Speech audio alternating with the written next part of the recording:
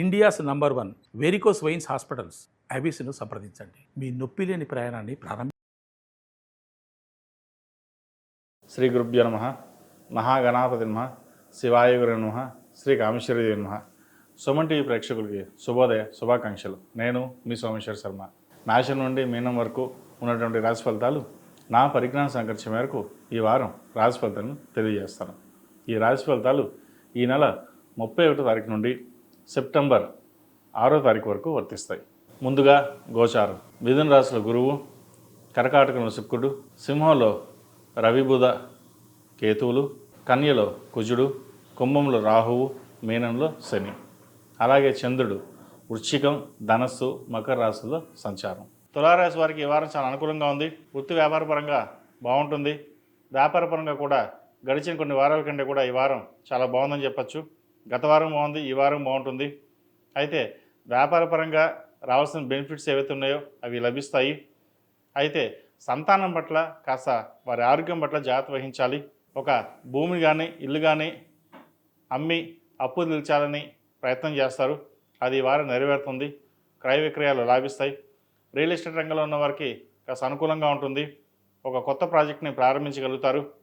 వ్యాపార పరంగా రావాల్సిన అన్ని అనుమతులు వీరికి లభిస్తాయి. ప్రభుత్వ పరంగా ఎటువంటి ఇబ్బంది లేని వాతావరణం నెలకొంటుంది. రాజకీయ రంగంలో ఉన్న వారికి కాలం అనుకూలంగా ఉంది. మంచి పదవి వచ్చే అవకాశం గోచరిస్తుంది. సినీ కళా రంగాల వారికి, బ్యూటీషియన్స్కి, కాస్మెటిక్స్, వైద్య వృత్తులు ఉన్న వారికి, సాఫ్ట్వేర్ రంగంలో ఉన్న వారికి, హోటల్ మేనేజ్మెంట్, అదేవిధంగా అడ్మినిస్ట్రేషన్, ఎంబీఏ, హెచ్ఆర్ ఈ రంగాల వారికి చాలా అనుకూలంగా ఉంటుంది. మీరు వ్యాపారం ఎంత అభివృద్ధి చేయదలుచుకున్నారో అంత అభివృద్ధి చేయగలుగుతారు. అయితే వ్యాపారం చక్కగా నడుస్తున్నా వెనక్కి లాగే వాళ్ళు కూడా కొంతమంది ఉంటారు. వాటి విషయంలో జాగ్రత్తలు తీసుకోవాలి. అయితే ఏదైనా ఒక నిర్ణయం వచ్చేటప్పుడు నలుగురి సలహాలు తీసుకుని ముందుకు వెళ్ళండి. ఒక్కోసారి సొంత నిర్ణయం కూడా ఇబ్బందికరంగా ఉండొచ్చు. నష్టం వాటిల్లే అవకాశం కూడా లేకపోలేదు. ద్వితీయ సప్తమాధిపతి అయిన కుజుడు వ్యయంలో ఉన్నారు. భూ సంబంధించిన విషయ వ్యవహారాలు ఇవి చక్కగా కలిసి వస్తాయి. సాధ్యమైనంతవరకు అప్పులు తీర్చి వ్యాపారం చక్కగా చేసుకోవాలన్న భావన ఏదైతే ఉందో అది నెరవేరుతుంది. పంచమంలో రాహు ఉన్నారు. సంతానపరంగా కాస్త ఇబ్బంది ఉంటుంది. వారి ఆరోగ్యం పట్ల వాటి విషయంలో జాగ్రత్తలు తీసుకోండి. అదేవిధంగా ఈ పర్సనల్ లోన్కి, క్రెడిట్ కార్డులకి దూరంగా ఉండడం చెప్పదగినది. మోసపోయే అవకాశం గోచరిస్తుంది. అధికంగా ఖర్చులు కూడా ఉంటాయి. వాటి విషయంలో జాగ్రత్తలు తీసుకోవాలి. విద్యార్థులకు కాలం అనుకూలంగా ఉంది. అయితే వైద్య వృత్తిలో ఉన్న వారికి, హోటల్ మేనేజ్మెంట్, సాఫ్ట్వేర్ రంగం వారికి, విదేశీకి వెళ్ళి చదువుకోవాలనుకునే వారికి కాస్త ఇబ్బందికరంగా ఉంటుంది. ఉన్న చదువు మానేసి కొత్త టెక్నాలజీకి మారుదామా లేదా వేరే సబ్జెక్ట్ మార్చుకుందామా అనే ఆలోచన కూడా వస్తుంది. అయితే ప్రస్తుతం ఉన్న పరిస్థితుల్లో ఉన్న చదువు ఏదైతే ఉందో దాని మీద కాన్సన్ట్రేషన్ చేయడం అనేది చెప్పదగినది. అదేవిధంగా స్నేహితులు దూరంగా ఉండడం చెప్పదగిన సూచన. అందరూ మనవారే కదా అని చెప్పేసి ముందుకు వెళ్ళడం, అది మోసం చేయడం కూడా జరుగుతుంది. ఇటువంటి విషయాల్లో జాగ్రత్తగా ఉండాలి. ప్రేమ వివాహాలకి దూరంగా ఉండడం చెప్పదగిన సూచన. మోసపోయే అవకాశం గోచరిస్తోంది. ఇది అందరికీ కాదండి, కొంతమంది మటుకే. ఈ రాశిలో జన్మించిన స్త్రీలకు వృత్తి ఉద్యోగాల పరంగా, వ్యాపార పరంగా చక్కగా ఉంది. ఏకాదశంలో రవి, బుధ, కేతువులు ఉన్నారు. భాగ్యాధిపతి, వ్యయాధిపతి అయిన బుధుడు వ్యయంలో ఉన్నారు.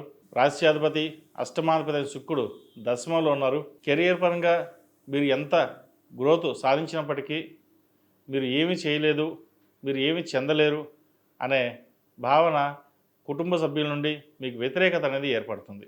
మనం సాధించగలం, ఒకరి మీద మనకు డిపెండెన్సీ అవసరం లేదు, మనకు మనంగా స్వయంగా ఎందుకు చేసుకోవాలనే భావన ఏర్పడుతుంది.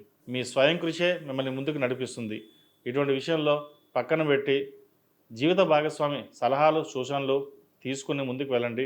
బంధువులు ఏదో అంటుంటారు, అవన్నీ పట్టించుకోకుండా కెరియర్ పరంగా మీ స్థానాన్ని సంపాదించుకోవడానికి చాలా ప్రయత్నం చేయండి.